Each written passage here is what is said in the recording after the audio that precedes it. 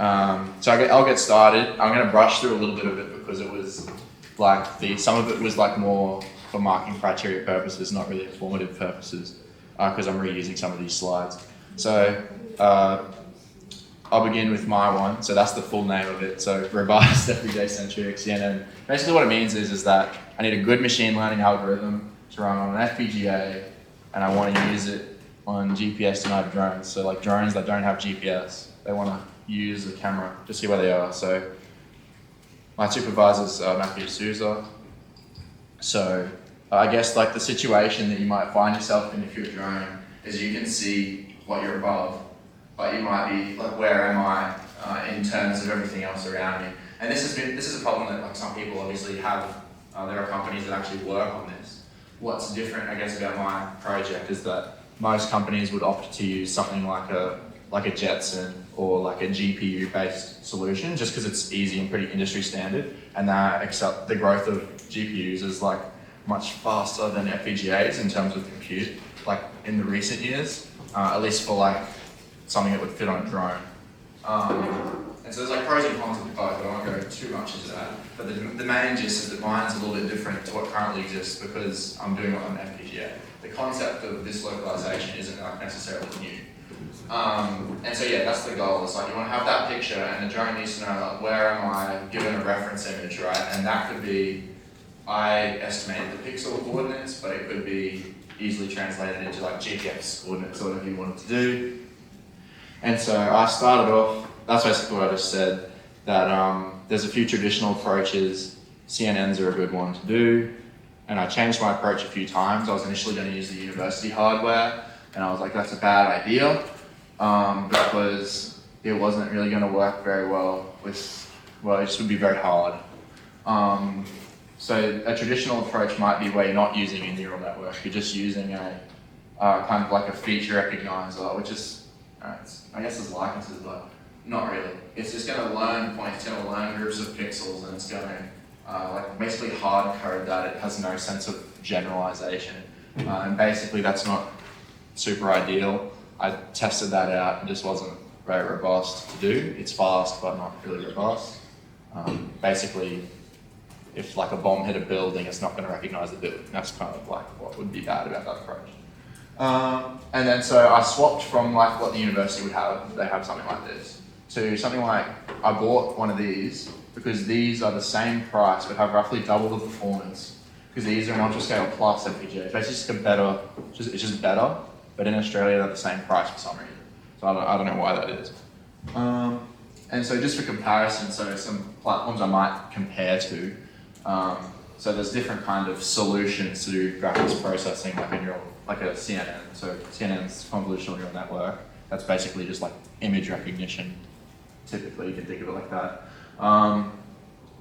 And so there's a few approaches you might want to do for like a small device that can go on a drone if you want to do like image recognition. So like the main ones are going to be maybe something like a TPU that goes into a Raspberry Pi, or a TPU that goes into some sort of other embedded device.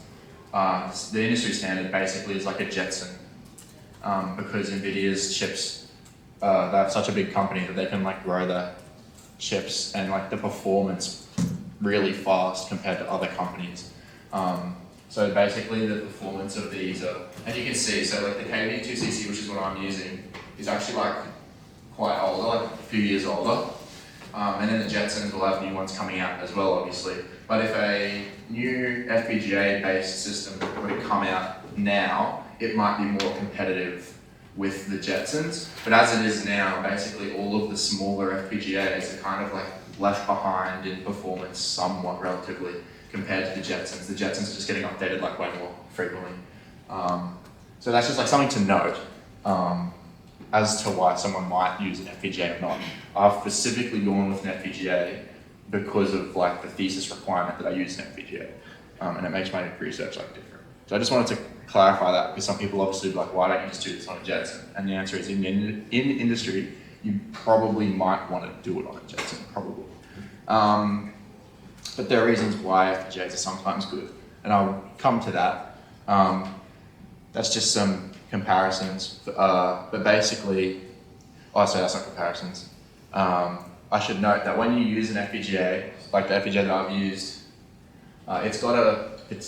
all of these devices have like a completely different way that they operate. Like they've got their own like operating systems, their own like, the actual processor is obviously physically different. It's just like very different systems for each of these like devices, right? It's like Apple or Android. It's like they're just very different. And so this is just mentioning what that is about. And so when you run Pedal Linux, that's what you run, or at least what I run. You can run anything. The FPGA is very customizable, but what I run is a Pedal Linux distribution that they provide to make things easy. And like it provides some like monitoring. So if I wanted to log like power usage, it has those features already implemented. Which if I were to even just try and do something as simple as this myself from ground up on an FPGA, that would take extremely long time. So like I've kind of just tried to use as much as possible provided by the AMD people. And so this is generally what it would look like, right? Like on some FPGAs, it's just the FPGA processor. And you can think of an FPGA like this. So a typical CPU or a typical processor is like a pre-configured device. An FPGA is like, you can configure it however you want. That's like that's the in and out of a CPU versus FPGA. The FPGA on the right, you could turn into kind of whatever design you wanted, like in theory. And so for the FPGA, this is typically how you would put it on there. It's not super useful to know. This is like the main thing, is that you have a DPU that you assign. So my board that it comes with has a processor component. The processor component handles all the generic stuff. But then the actual machine learning side, I'm offloading to the actual kind of FPGA, and I assign to the FPGA a DPU design, which just means digital processing unit. Basically, someone smarter than me has come up with an optimal design for some sort of machine learning application, and they've designed this general purpose DPU. So they've essentially, they've done this job for me. They've created something like this that will work on the FPGA, and they've done that for me. All I have to do is load it in. I have to pick which one I want and load it in. And it's not super meaningful. It's like a big topic, but that's just generally kind of what would happen there. And so the first thing I did was run the tests that like the demo. I tried to just run that demo because that took still like a week. So not a week, like, you know, a week of doing a bit here and there. So the first thing it was to do was to predict on an image using any machine learning model, not my model, just any model. And so I predicted that this was a brain coral. So I got that working and I was like, yep, like this is so easy. Well, that was the first time I got anything actually running on the DPU, like running on the FPGA, like a machine learning model. So that was like, I was pretty happy I got that working because there's quite a lot of, there's a lot of moving parts. And so what you typically would do is you develop your model, you train your model, and then you want to quantize it and prune it. So when you develop your model in Python, it's probably going to be like 12-bit floating point or whatever it is, right? Your model's going to have really accurate integers. But then put it on the FPGA, it uses 8-bit. So it's going to squish all those numbers down, and you've got to do a specific workflow to do that. Then once you've done that, you need to compile the model to that DPU. So I've specified I need a particular size DPU, and then I need to tell it, okay, you need to fit this model onto that custom DPU that I've elected. So there's a few steps to it, but basically I did it on a preliminary test and it worked pretty okay. But the problem was that getting my actual model was quite difficult to do.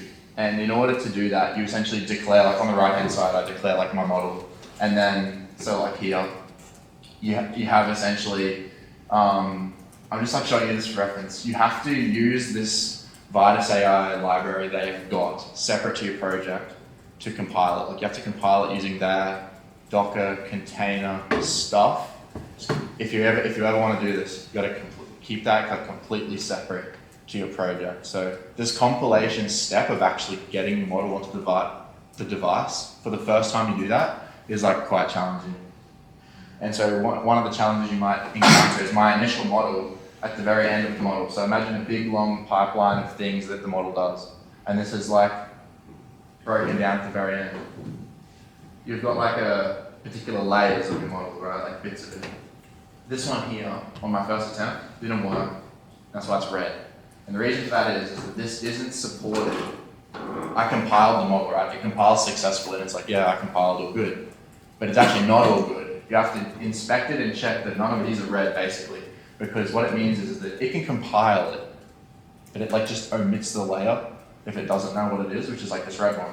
And so you have to implement this separate, but what you actually should do is you retrain your whole model and change these ones out. So here I've used like a sigmoid activation, but sigmoid activation isn't supported by AMD in this pipeline, so I had to change it to a hard sigmoid. It does the same thing, different function, like slightly different function.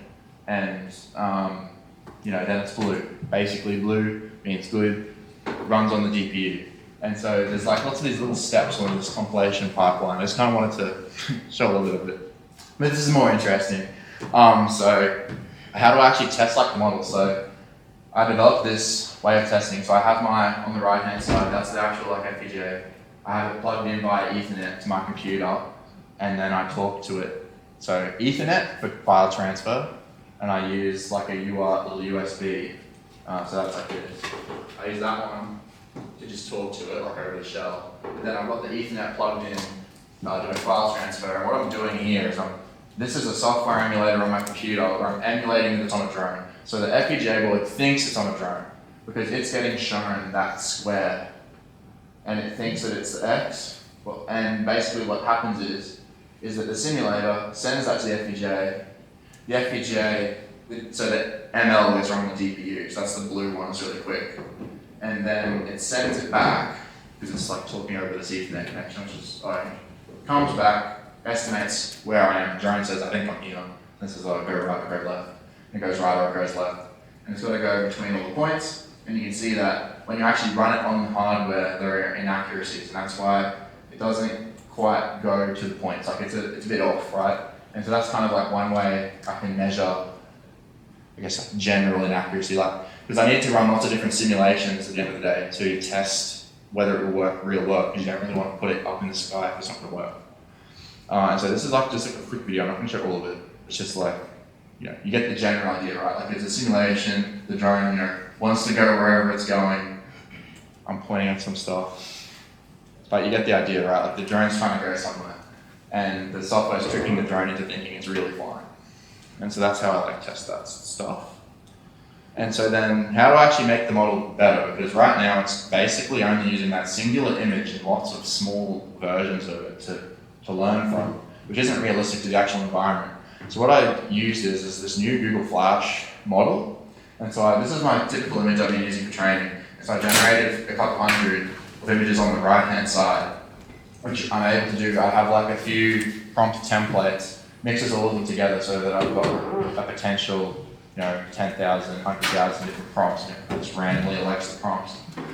And then it's going to perform these alterations, and it's just like crazy how good it is. Like it can go from that to that one, or that to the top right one. It's just like super good for training models, honestly, because getting data like this would just be impossible otherwise. And here are another couple samples. Like from that same image, it was able to generate pretty realistic reflections and even completely different angles. Obviously, I don't train on any of those ones, but I think it's still pretty impressive that that's kind of how far the models are coming along, and then we can just access this. That was like I think it's like 3 cents an image or something. And then basically what I did is I've incorporated all these new augmented images, all these different types of images. It trains pretty good. The error with all these different images actually got worse, right? But that's expected because even though it gets worse in simulation, it's getting better in real world scenario. And so here it's about 150 pixels error. Basically, that's like 8 to 10% error. And the other thing as well, at different altitudes, I kind of measure like different altitudes, like how far you would, in theory, be up in the sky. And you see that generally as we zoom in, so as we go closer to the ground, the performance gets worse, which intuitively makes sense because you're able to see less time marks. So yeah, and there's obviously more testing I've done than this. That's just kind of all I can show for now. Next steps basically would be to continue these augmentations and just in software simulate the model best I can to get it improved, and then maybe put it on a drone. But I'd only put it on a drone once I'm like convinced it actually works. And one of the ways I actually test that is I have like on like my biggest monitor, I put the image up. So I put like a random image up like this, and then I use a webcam and actually like hold the webcam up over it like this, because that's going to be like really challenging. And so it's not very good, but it would be like, if you divided it into maybe like 8 parts, it's accurate to like that. So it's not very accurate, but it's still encouraging that I can even get in the right 8 using a webcam on a screen. Like it's got a pretty horrendous chance of getting that right. But so the next step is just finalizing it, putting it in the report, seeing how far I can get. And Matt D'Souza said, don't worry about testing against a Jetson because he thought Jetsons were too annoying. So I was like, okay, plus work for me. Yeah, that's all. So thanks for listening. I went much longer than I thought. I went for 20 minutes. I was meant to be 10, but yeah, thanks. Any questions?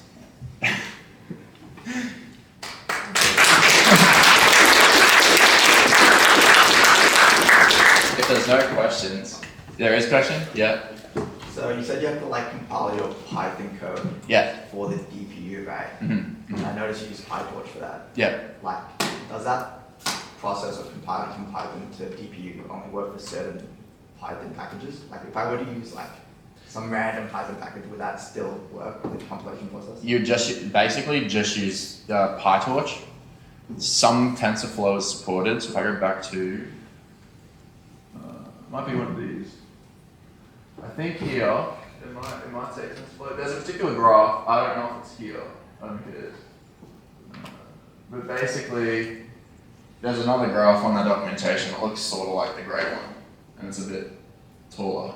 Basically, if you were using TensorFlow, they've got some of their own compilation tools for TensorFlow. If you're using PyTorch, they've got some tools for PyTorch. If you're using any kind of other other libraries, I just wouldn't. Like this is basically going to be for people that are making completely custom models.